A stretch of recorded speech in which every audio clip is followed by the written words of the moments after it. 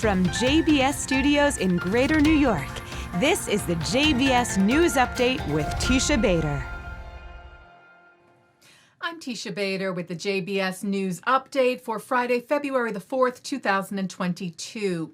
Israeli Prime Minister Naftali Bennett announced a new major defense system for Israel. Speaking to the INSS, the Institute for National Security Studies conference this week, Bennett said that in about a year, the IDF will launch a laser interception system that will surround Israel with a laser wall that protects us, he said, from missiles, rockets, UAVs, and other threats. The U.S. Department of Education has begun an investigation into anti-Semitism allegations at Brooklyn College. The Louis D. Brandeis Center for Human Rights Under Law, who filed an initial complaint last year, said that the Department of Education's Office for Civil Rights announced the formal investigation yesterday regarding a complaint alleging that Jewish students at Brooklyn College have been subjected to severe and persistent anti-Semitic harassment from both professors and peers.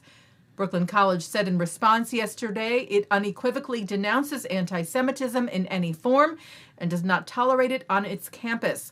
While the college cannot comment on ongoing investigations, it is committed to working cooperatively and fully with the U.S. Department of Education. A beloved leader in the Jewish community, Cheryl Aronson, has died. Aronson served as the Vice President of Israel Engagement and Immersive Experiences at Hillel International and worked for over 3 decades at the Combined Jewish Philanthropies in Boston.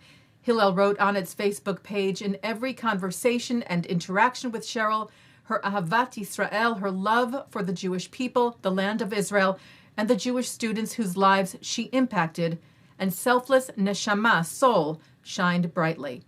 Aronson died suddenly this past Sunday night. She was 58 years old. Aline Hospital, Israel's only pediatric and adolescent rehabilitation facility and one of the leading centers of its kind in the world, received a $2.2 million grant from the Helmsley Charitable Trust to create the first pediatric rehabilitation research center in Israel. Hospital Director General Dr. Morit Be'eri said the new research center will allow us to expand our research and clinical trials, recruit additional professionals in the field, and continue to advance pediatric and adolescent rehabilitation in Israel and around the world. Well, the 2022 Winter Olympics kicked off this morning in Beijing under strict COVID protocols, with the opening ceremony in the stadium known as the Bird's Nest, a small but proud Team Israel waving the Israeli flag. The team has 6 athletes competing in 3 sports: figure skating, speed skating, and alpine skiing. On the ski team, 2 siblings, Noah and Barnabas Barney Solosh. The Times of Israel shared this video of Noah speaking as she was about to enter the arena carrying the Israeli flag with figure skater Evgeny Krasnopolsky. Hi, I'm Noah, and I've worked very hard to be here. Starting in alpine skiing, and it's always been my dream to go to the Olympics. To be the flag bearer, one of the flag bearers, is super exciting. Thank you so much. Taking a look now at our programming for tonight on JBS for Friday, February the 4th.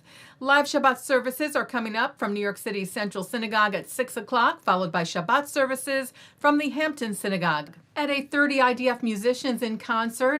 At 9, the film Apollonia. At 10, Ellie Cohanim spotlights the Jewish community of Oporto, Portugal.